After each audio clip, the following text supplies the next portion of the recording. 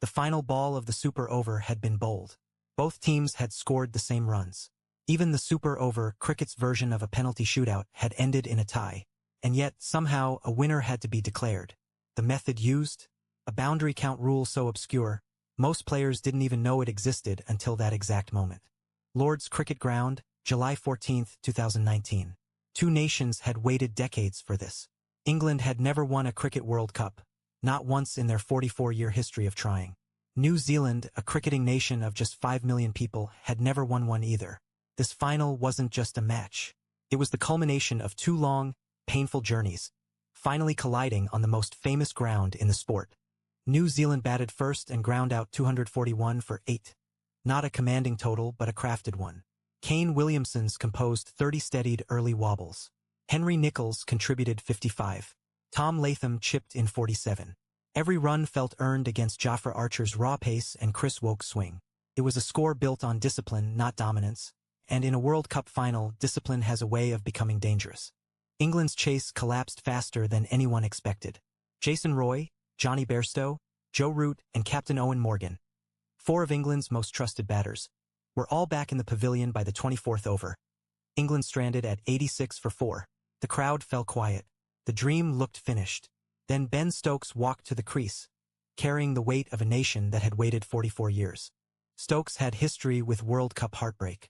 In 2016, he'd watched helplessly as Carlos Brathwaite hit 4 consecutive sixes off his final over to win the T20 World Cup for West Indies. That moment had defined him, not broken him. Now, 3 years later, he began rebuilding England's innings ball by ball, partnering with Jos Buttler in a stand that slowly, stubbornly, dragged England back into the game. With 15 balls remaining, England needed 22 runs. Possible, but barely. Then came the moment nobody scripted. A Stokes drive raced toward the boundary. He and his partner sprinted for a second run. The throw from the outfield hit Stokes' outstretched bat, completely accidentally, and deflected to the boundary. 6 runs were awarded. England hadn't earned them. They hadn't intended them. But the rules allowed it, and the game tilted on that single freakish ricochet. England reached 241. Tie. Then the super over, 6 balls per side. New Zealand scored 15. England needed 15 off the last ball. Stokes hit it. They ran 2. 15 all. Another tie.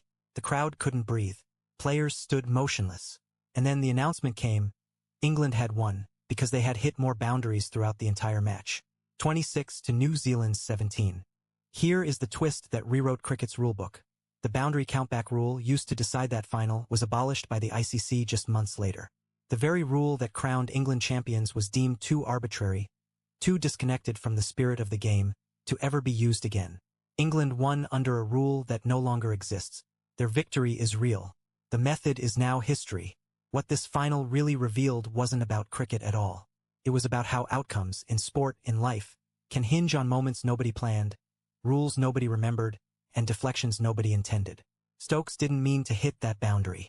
And yet it changed everything.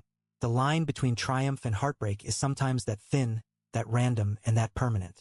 That's the kind of story that stays with you.